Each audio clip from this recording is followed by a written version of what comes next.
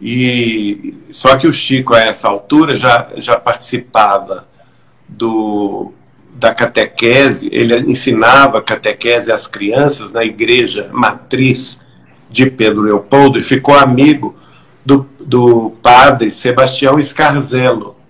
Sim. E aí ele era de origem italiana, mas muito amigo do Chico, gostava muito do Chico. E aí falou com ele assim: Chico, o Chico tinha 8 anos de idade. O seu pai quer te internar. Porque o Chico era assim, ele ia na missa, ele falava conosco. Como ele tinha mediunidade, ele via maravilhas na missa.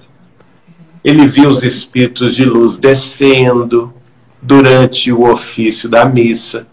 Quando o padre consagrava a hóstia, por exemplo, né? E o vinho para distribuir, eu não sei porque eu nunca fui católico, mas quem foi católico vai me entender. Distribuir a hóstia na comunhão, não é? Isso. E ele via que essas hóstias todas eram iluminadas por espíritos diáfanos, de luz. Mas ele observava que nem a pessoa colocava aquela luz na boca. Sim. Mas a maioria delas, essa luz se apagava. Olha só. Algumas não. Algumas o Chico falava que a luz entrava pela boca e descia mais ou menos na altura do coração e iluminava o ambiente. Olha que coisa linda. As pessoas boas, ele via esse fenômeno. E ele relatava isso para o padre Sebastião Scarzello. Desculpe. E aí, então, o padre falava com ele: olha, Chico, você não conta isso a ninguém. E ele falava: mas o senhor acredita em mim? Eu acredito. Você é um menino bom. Não tem razão para mentir. Eu acredito. Só que eu não explico. Eu não tenho jeito de explicar o que você... porque eu não entendo o que você me diz. Então eu recomendo a você ficar calado. Não conte isso a seu pai, porque ele já me procurou aqui querendo te internar no hospital Galba Veloso, em Belo Horizonte, que é para... naquela época eles chamavam de doidos, né? Mas pessoas perturbadas mentalmente. E eu sei que você não é perturbado. Então eu vou fazer o seguinte: eu vou arrumar um emprego para você. Olha, o padre foi intuído pela espiritualidade maior. Porque ele sabia que o seu João Cândido, pai do Chico, era muito pobre, vivia de vender loteria, e daí ele tinha uma família numerosa, 8 filhos para criar. A dona Maria não tinha condição de trabalhar fora, porque ela tinha que cuidar dos outros, dos 8 filhos. Então ele pensou: se o Chico trabalhar, se eu arrumar um emprego para o Chico, a renda que ele vai ter vai ajudar o pai a criar a família, a ser arrimo de família. Sim. Então ele não vai poder internar o Chico. Tirava do foco, né? Aí então o Chico aceitou e o padre arrumou para ele o primeiro emprego dele, que foi como tecelão na fábrica de tecidos, chamava-se Fábrica de Tecidos Belo Horizonte, que era sediada em Pedro Leopoldo. E o Chico passou então a descascar o algodão, né? Ele pegava o algodão e descascava com a mão, e para fazer aquela matéria-prima que iria virar tecido, né? Na fábrica de tecidos. Naquela época, como não existiam máquinas para fazer isso, eram as crianças que faziam. E o Chico, com 8 anos de idade, fazia isso. E ele fez isso, gente.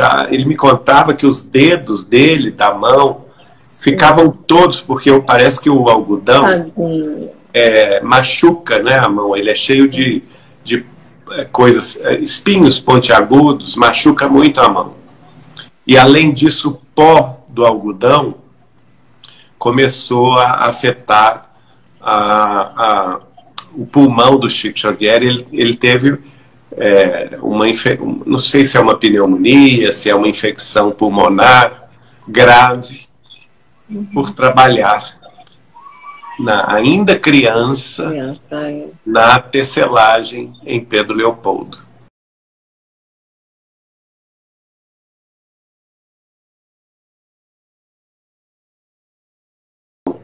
Eu quero dar o meu testemunho, mas eu quero que seja gravado.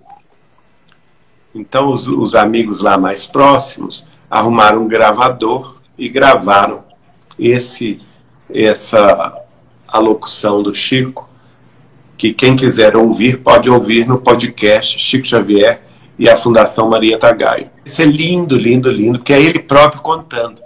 Eu não vou contar tudo, porque senão perde a graça. Mas, assim, resumindo a história, o Chico conta que durante vários anos ele e as irmãs, os irmãos, com seus respectivos esposos e esposas e sobrinhos do Chico, seus filhos, mais o pai que estava doente, num total de 17 pessoas, passavam fome em Pedro Leopoldo. Enquanto Chico recebia as multidões, inclusive espíritas do Brasil inteiro, do Rio, de São Paulo, de Belo Horizonte, não é? Do interior todo do Brasil, que iam lá, às vezes espíritas com condição financeira muito boa. Em Pedro Leopoldo mesmo, tinha a família Joviano, o Dr. Rômulo e a Dona Maria Joviano, por exemplo. O Dr. Rômulo era o chefe do Chico na Fazenda Modelo. E tinha uma vida muito boa financeiramente, era o funcionário público mais graduado da cidade de Pedro Leopoldo, porque ele dirigia o Instituto do Ministério da Agricultura. Não é? Por nossa vez, a minha família materna, nessa época, meu bisavô e depois o filho dele, meu tio-avô Zeca Machado, eram diretores da Companhia de Tecidos Belo Horizonte, que poderiam ajudar o Chico, não é? Outros amigos do Chico também tinham boa situação financeira, que poderiam, o dono da venda, por exemplo, o Barbosa Chaves, onde o Chico inclusive trabalhou, poderia ajudá-lo. Mas ele proibiu, porque as irmãs e os irmãos estavam desempregados, ficaram desempregados durante longo tempo. Era a época próxima da Grande Depressão. Próxima não, era a época da Grande Depressão, depois da quebra da Bolsa de Nova York, em 1929, né? Que gerou uma grande depressão mundial e que levou à Segunda Grande Guerra Mundial. E nesses anos o Chico passou fome vários anos. E ele proibiu as irmãs e os irmãos que falassem isso com os espíritas, porque ele não aceitaria receber 1 centavo de ajuda sequer. Até que ele, então, recebe um caixeiro viajante que, passando por Pedro Leopoldo,